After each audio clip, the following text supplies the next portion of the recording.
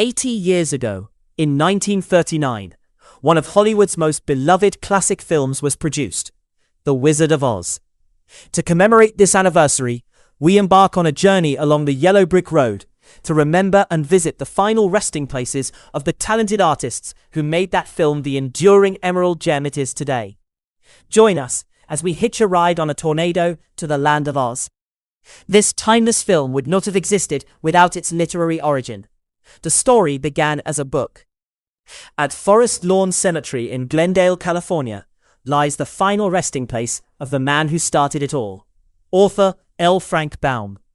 He published The Wonderful Wizard of Oz in 1900, with illustrations by W. W. Denslow, which quickly became the best-selling children's book of the time.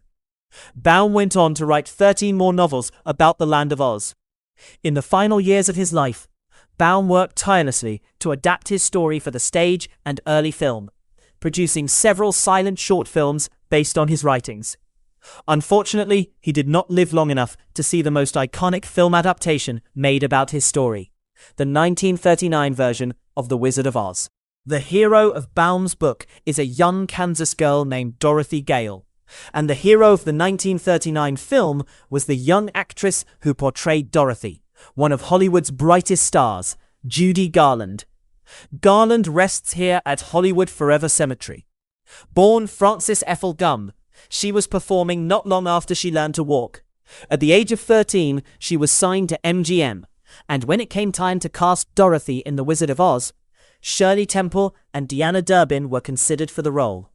However, it ultimately went to Judy, and 80 years later, it's hard to imagine anyone else in that iconic role. She was just 16 during filming, and the following year, she earned an Academy Juvenile Award for her performances in The Wizard of Oz and Babes in Arms. Garland continued to act and sing for decades, her passion for entertaining never fading, until a barbiturate overdose took her life at the age of 47. Originally entombed at the Ferncliff Mausoleum in New York, her remains were moved in 2017, nearly 50 years later, to Hollywood to be closer to her family. Though her career was storied and diverse, to many, she will always be Dorothy, the young Kansas girl who sang Over the Rainbow, repeating the timeless words, "We're not in Kansas anymore." Dorothy's constant and most faithful companion throughout the film, both in Kansas and the land of Oz, is a little dog named Toto. Toto was played by Terry, a female Cairn Terrier. You don't have to travel far from where Judy Garland lies to find a monument dedicated to Toto, also located here at Hollywood Forever Cemetery. Terry reportedly earned $125 a week, more than some of the human actors in the film. She appeared on screen in close to 24 productions of the era. After her death in 1945, Terry was buried on her owner's property, which years later was paved over by the 101 freeway. In 2010, a campaign successfully placed a monument to Toto here at Hollywood Forever to honor the beloved canine actor. Two of the first characters we meet in the film, besides Dorothy and Toto, are Aunt Em and Uncle Henry, Kansas farmers and Dorothy's guardians. Aunt Em was played by Clara Blandick. To find her final resting place, we traveled just up the hill from where L. Frank Baum is buried, to the Great Mausoleum in Glendale, where she rests in the columbarium of security. Clara was a character actress known for playing eccentric matriarchs, making her perfect for the role of Aunt Em, Dorothy's symbol of hope and home.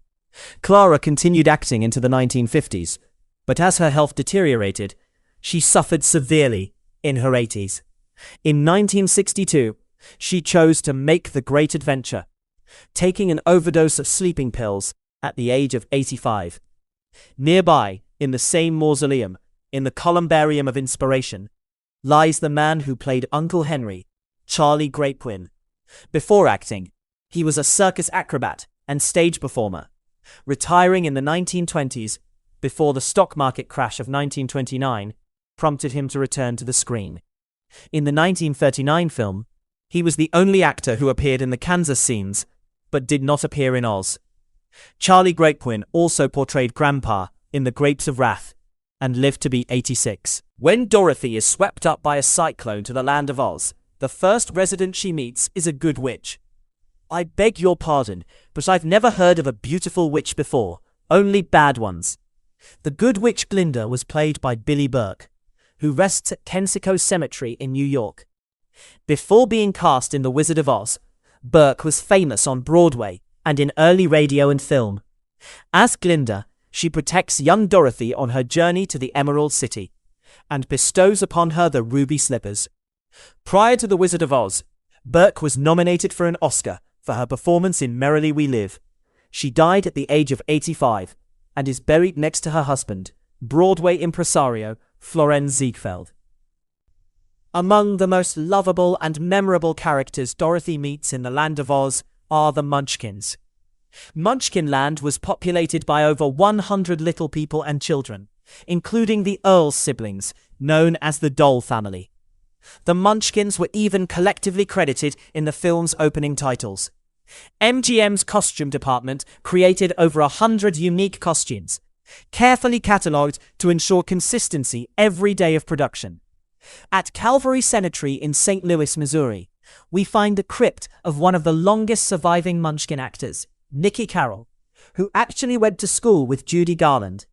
Carroll played Munchkinland's town crier, a marching soldier, and a fiddler. After filming The Wizard of Oz, he retired from acting and returned to Missouri to make cemetery monuments. When the grave of L. Frank Baum's niece Dorothy, the namesake of his young heroine, began to fall into disrepair, Carroll created a replacement marker for her. After Dorothy unexpectedly dropped on the Wicked Witch of the East, the residents of Oz had to be sure she was positively, absolutely, undeniably, and reliably dead. To confirm this, they called in the coroner, played by Mike Mazurki. This role was his only film appearance, but one he would be remembered for throughout his life, delighting fans by reciting his lines from the movie. Later in life, Mazurki served as a pilot during the war and was a spokesman for Oscar Mayer, known as Little Oscar, the world's smallest chef. He lived to be 94 and is buried at Emmanuel Evangelical Lutheran Church Cemetery in Farmington, Wisconsin. As the Munchkins celebrate the death of the Wicked Witch, various guilds welcome Dorothy to Munchkinland, including the Lullaby League and the Lollipop Guild. A Munchkin clad in green hands Dorothy a giant lollipop as a thank you. The actor who played the Lollipop Kid was Jerry Marin, who rests here in the Courts of Remembrance at Forest Lawn, Hollywood. Marin was the last surviving Munchkin and the longest living Wizard of Oz actor with a speaking or singing role. After The Wizard of Oz, he continued acting in shows like The Beverly Hillbillies, Bewitched, and Seinfeld. He made regular appearances at Wizard of Oz conventions well into the 21st century, living to be 98. Their celebration is abruptly interrupted by the arrival of the film's antagonist, the Wicked Witch of the West, played by Margaret Hamilton. With her green skin, false nose, and piercing cackle, Hamilton's Wicked Witch has become one of cinema's most iconic villains. She also portrayed the loathsome Miss Gulch in the Kansas scenes. However, all was not pleasant for Hamilton during filming. While shooting the scene where she exits in a pillar of fire, she was severely burned when the pyrotechnic effect went off too soon. She had to recuperate in the hospital for 6 weeks before returning to work. Margaret Hamilton is the only principal cast member whose grave we cannot visit, as she does not have one. After her death at age 82, she was cremated, and her ashes were scattered. With the Wicked Witch of the West gone, Glinda and the Munchkins send Dorothy on her way down the yellow brick road toward the Emerald City.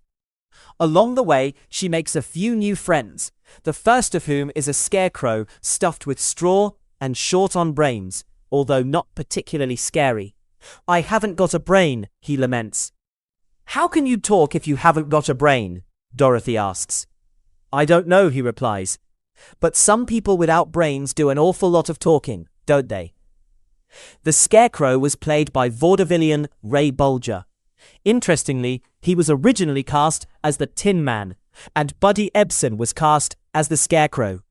However, Bolger expressed a desire to play the Scarecrow because his rubbery dance style fit the character perfectly. So the roles were switched. Bulger also played farmhand Hunk in the Kansas scenes. He would forever be identified as the Scarecrow, and had a memorable role in Disney's Babes in Toyland. After his death at age 83, Bulger was entombed in the mausoleum at Holy Cross Cemetery in Culver City, California.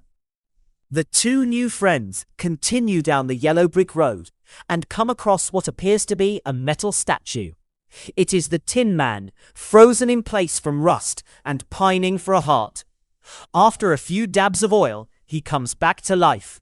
"What a nickel! It's empty! The tinsmith forgot to give me a heart." At Holy Cross Cemetery, not far from the mausoleum where Ray Bulger rests, lies the man who played the Tin Man, Jack Haley. The role originally went to Buddy Ebsen, but he suffered a near-fatal allergic reaction after inhaling aluminum dust from the silver face makeup. Haley was then cast, and the makeup was modified into a paste rather than a powder. Haley's Kansas counterpart was a farmhand named Hickory. Jack Haley lived to be 81, dying somewhat ironically of a heart attack. The trio of friends, Dorothy, Scarecrow, and Tin Man, continue together down the yellow brick road, which leads through a dark and ominous forest full of lions, tigers, and bears. Their fears prove justified when they encounter a lion, who turns out to be quite cowardly. Courage at all? I scare myself. The lion was played by Burt Lahr. The beloved vaudevillian and comedian was known for his quick wit and ad-libbing, adding spontaneity to the lion's performances. His costume was made from an actual lion hide, which recently sold at auction for over $3 million. Like the Scarecrow and Tin Man, Lahr would forever be associated with the Cowardly Lion. His Kansas counterpart was named Zeke. Burt Lahr died in 1967, and when Judy Garland heard of his passing, she dedicated her performance of Over the Rainbow that night to her beloved Cowardly Lion. The Fellowship of Oz was now fully formed, and they continued onward to find the wizard, each with their own unique request. However, their path was not without obstacles. They faced new foes along the way, including the Wicked Witch's flying monkeys. At Valhalla Cemetery in North Hollywood, we find one of the actors who played a flying monkey, a man named Buster Brody. He appeared in numerous smaller, often uncredited roles throughout the 1940s. Brody died in 1948 at the age of 62. Before the group could receive the favors the wizard demanded, they had to retrieve the Wicked Witch's broomstick. A perilous journey right into the heart of the witch's lair, patrolled by the Winky Guards. The captain of the Winky Guards, who voiced gratitude after Dorothy melted the Wicked Witch, was played by Mitchell Lewis, who rests here at Forest Lawn, Glendale. Lewis performed in over 200 productions throughout his career, including a role in the 1925 version of Ben-Hur. He died in 1956 at the age of 76. Having successfully retrieved the witch's broomstick, the gang was finally able to return to the Wizard of Oz to have their wishes granted. However, the wizard was not immediately forthcoming. Dorothy and her friends weren't having it, confronting him boldly. It was Toto, the intrepid little dog, who pulled back the curtain on the wizard, revealing the man behind the curtain. The man behind the curtain was character actor Frank Morgan, who rests at Sarah Greenwood Cemetery in New York. Not only did he play the wizard, but if you look closely, you can spot him in 4 additional roles: Professor Marvel, the gatekeeper, the carriage driver, and the guard. More roles than any other actor in the film. Morgan died of a heart attack in 1949, several years before the first televised broadcast of the film in 1956. Neither he nor Charlie Grapewin lived long enough to witness the renewed popularity of the film in the decades that followed. Dorothy's time in Oz finally comes to an end, but her return to Kansas is not facilitated by the wizard. Instead, it is the power inside her, and notably the ruby slippers on her feet, that brings her home. As Technicolor fades to sepia tones, Dorothy reminds us of a simple truth. Yet before we roll the credits, there is another truth to remember. It takes more than great actors to make a movie. Many of the iconic elements of the 1939 Wizard of Oz came from the talented men and women working behind the camera. Take, for example, the music. Tunes that 80 years later, many of us can still sing by heart. At Ferncliff Cemetery in New York, where Judy Garland was originally laid to rest, we find Harold Arlen, the songwriter who penned the music for those memorable songs that keep us humming long after we've left the theater. Arlen wrote the music for the Wizard of Oz songs, such as We're Off to See the Wizard, The Merry Old Land of Oz, If I Only Had a Brain, If I Only Had a Heart, and of course, Over the Rainbow. This last song not only won Arlen an Oscar, but is considered the #1 greatest film song in Hollywood history. Ironically, Over the Rainbow was originally cut from the film after a test screening, only to be later reinstated. While Arlen composed the music, he collaborated with lyricist E.Y. Harburg. Unfortunately, Harburg was cremated after his death, so we cannot visit his resting place.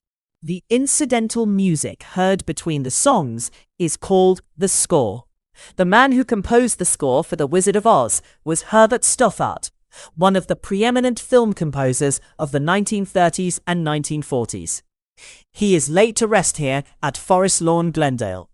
Stothart won an Oscar for his score for The Wizard of Oz, and is also known for his work on films such as Mutiny on the Bounty and Pride and Prejudice. Another musician who contributed to the film is Ken Darby, found at Forest Lawn in the Hollywood Hills at Lincoln Terrace. Darby handled some of the vocal and orchestral arrangements, and was the voice of the mayor of Munchkinland. The Munchkin voices were all overdubbed by voice performers like Darby and Pinto Colvig, who was also the voice of Goofy. Toto was one of the big stars of the film, but behind the animal actor was a man named Carl Spitz. In the Great Mausoleum, we find the niche of Carl Spitz, the owner and trainer of Terry, the dog who played Toto. In 1927, Spitz opened a dog training center in Studio City, developing a method using silent hand signals to direct animal actors. He was a pioneer in dog training in early Hollywood, working with many animal stars that appeared on screen during that era. Despite many famous animal actors, none were as beloved or as famous as Toto.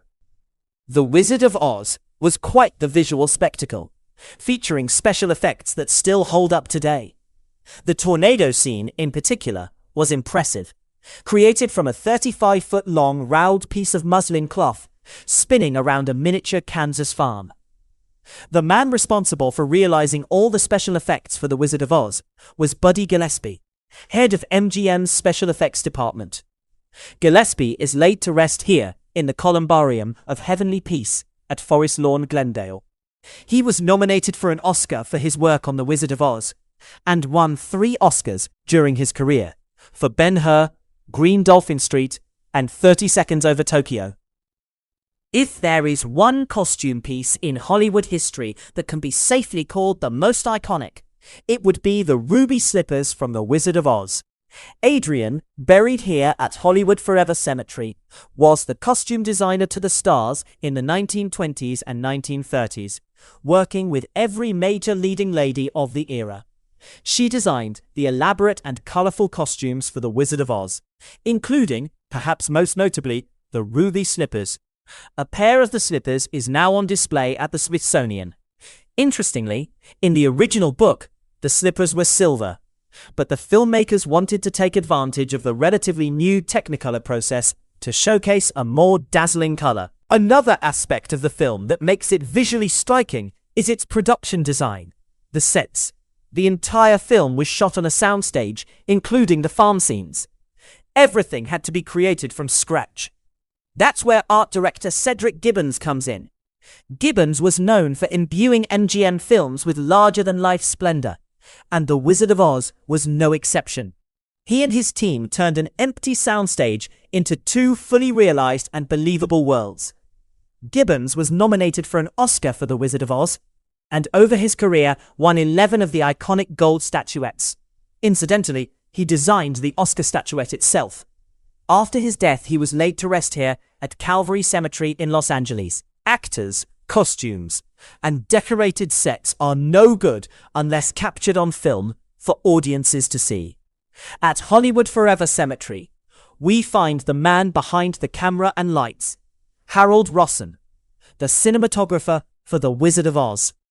Rosson was nominated for an Oscar for the film and is also known for his work on classics like The Asphalt Jungle and Singin' in the Rain.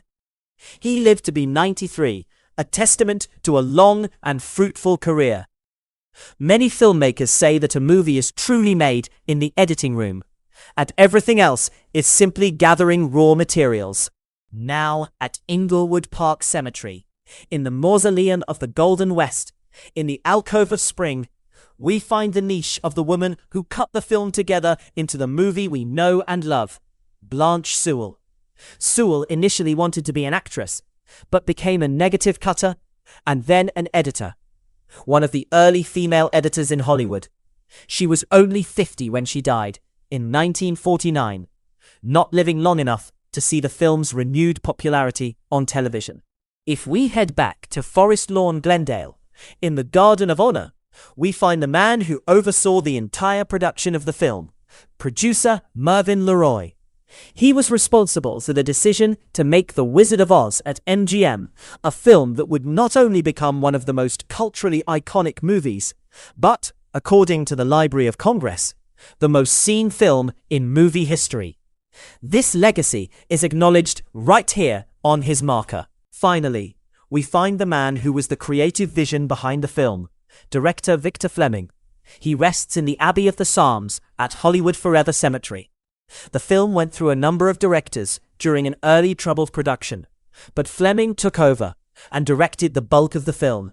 It was quite a year for Fleming, who also directed Gone with the Wind, two of Hollywood's greatest films back-to-back.